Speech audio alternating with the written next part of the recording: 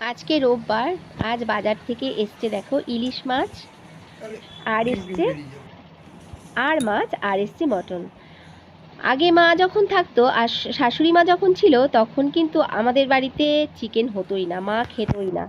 আর এই দিদি যে এসছে, এই দিদির হাজবেন্ড, যে আমার ননদের হাজবেন্ড, নন্দাইয়ের জন্য প্রথম আমাদের বাড়িতে কিন্তু এই চিকেনটা হয়।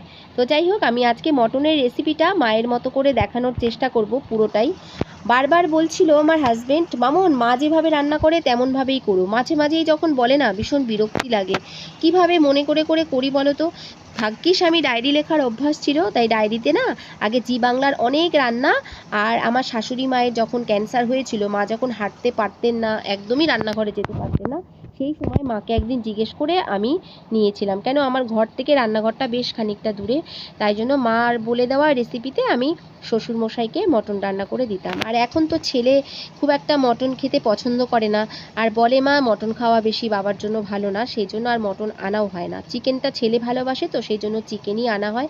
এই দেখো চিকেন স্যুপ ছেলের জন্য, তো ছেলেকে আগে দিয়ে দেবো একটুখানি চিকেন স্যুপ, তারপর আমি আবার রান্নার দিকে যাব। আর কলমি শাক রান্না করেছিলাম আজকে, আর করেছিলাম আলু, কচুরগাঠি আর আলু দিয়ে দম। তো দেখো অনেক খুঁজে আজকে কিন্তু আমি শাশুড়ি মায়ের সেই মটন রেসিপিটা, মটনের যে লাল ঝোল রেসিপিটা পেয়েছি, ঝোলের রেসিপিটা। তো দেখো মশলার মধ্যে মা দিতেন কাঁচা লঙ্কা, টমেটো আর পেঁয়াজ কুচি, আর 2-3-4 কোয়া মতন রসুন দিয়েছি, পেস্ট করে নেব। আর পেঁপে অবশ্যই লাগবে, পেঁপে। এই পেঁপেটাকে কেটে আমি কিন্তু কুড়িয়ে নিয়ে কিছুক্ষণের জন্য ম্যারিনেশন করে রেখে দেবো। এতে কি হবে, মটনটা তাড়াতাড়ি সেদ্ধ হয়ে যাবে, টেস্টটাও অনেক আলাদা হবে। জানি না মায়ের হাতের এই মটনের ঝোলটা অনেকেই খেতে পছন্দ করতো, তো আমি লিখে রেখেছিলাম ভাগ্যিস, তো আজকে সেটাই করে তোমাদেরকে দেখাবো। আর এখানে লাগবে লঙ্কার গুঁড়ো, হলুদ গুঁড়ো আর লবণ, আর কোনো কিছু লাগবে না।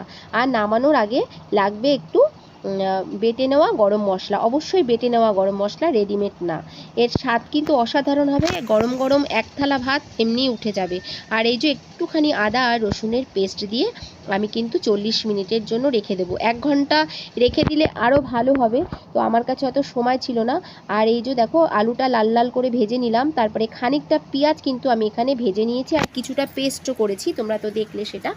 তো এবার আমি এর মধ্যে ম্যারিনেট করা মটনটা দিয়ে দেব, দিয়ে একটুখানি নাড়াচাড়া করব। আর দেখো এখানে কোনো প্রেশার কুকার ইউজ করতে হলো না, এখানে যে পেঁপেটা ছিল না, এটাতেই একদম তুলোর মতন তুলতুলে হয়ে গলে যাবে মটন। আর একটুখানি গোলমরিচের গুঁড়ো দেব, দিয়ে ভালো করে আমি কষিয়ে নেব মটনটা।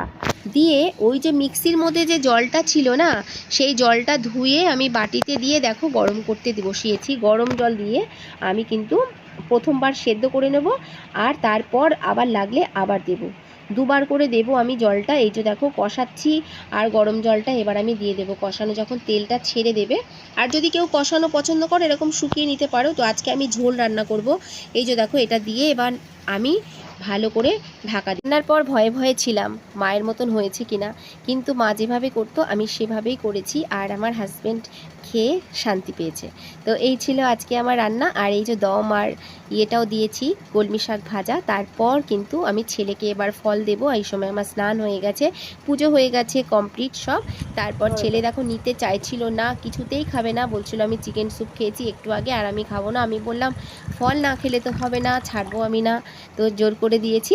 তারপর টক দই আবার কিছুক্ষণ বাদে, তারপর আমার আজকের বিকেলের রুটিন শেষ। এতক্ষণ পর্যন্ত যারা দেখেছো ভিডিওটা, একটা লাইক দিয়ে দিও বন্ধুরা প্লিজ। ভালো লাগলে পাশে থেকো। অনেক ভালোবাসা সবাইকে।